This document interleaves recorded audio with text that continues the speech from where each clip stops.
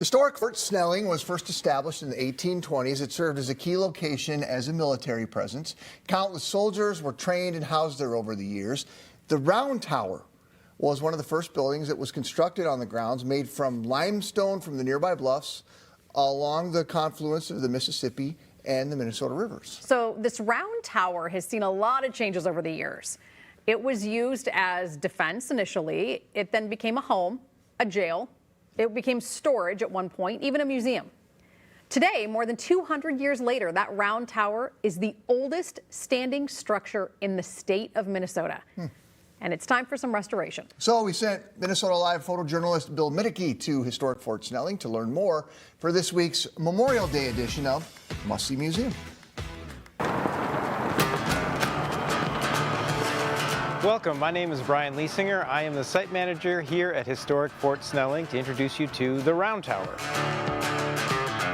The Round Tower was built in the 1820s when this fort was first built, and it was meant to be a fortification, like a lot of towers. At the end of the fort here that would have been fitted with cannons and guards. The Round Tower here is the oldest still standing structure in the state of Minnesota. It's very important, I think, as a part of Historic Fort Snelling being kind of part of a birthplace of the Twin Cities in a way, and the state. Having to reconstruct certain sections of the tower because they've fallen into disrepair, largely due to moisture. We really got into this project because we started to see the exterior deterioration, and so that led us to dig into that deeper to do an exterior preservation project. My name is Marie Bjornberg, and I am the Senior Director of Capital Planning and Archaeology for the Minnesota Historical Society. And here we are at the top of the Round Tower. We are removing the top parapet, which you can see is gone. That's about 3-foot wall that has that railing. We're also replacing the wood decking on the top. So you can see the darker section as opposed to the lighter sections on the wall. This is where moisture has just gotten in, and it's basically eroded the wall over time. Not just the grout, but the stone itself, and it can just flake away because it is a limestone, it's a softer stone. And over time, it just washes away. This is an area where we are needing to rebuild that exterior width of stone.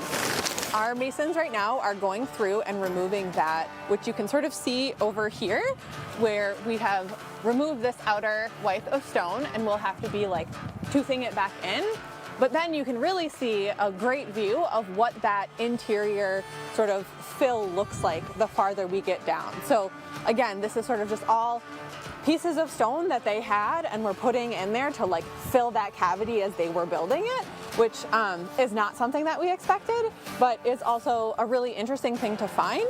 So what they'll have to do is, as they're coming in to place this exterior stone, they're then gonna have to take another smaller stone, put it in there to fill that cavity, to have something to adhere the new stone to.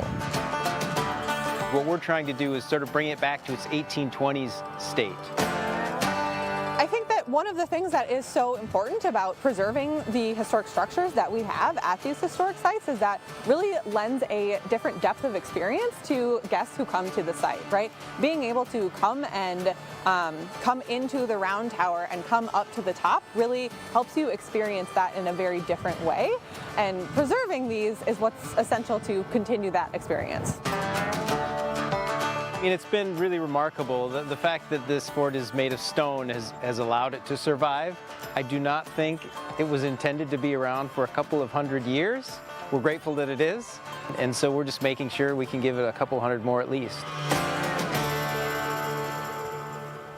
The Round Tower's renovations are expected to be finished this summer. Historic Fort Snelling, open year-round, and this summer they're open Wednesdays through Sundays. It'll be open for Memorial Day, by the way, next Monday. For more information, we do have links on our website, minnesotalive.com. And folks, we're always interested in your suggestions for where we should visit for a future must-see museum. So if you have an idea, email it to us at minnesotalive@kstp.com.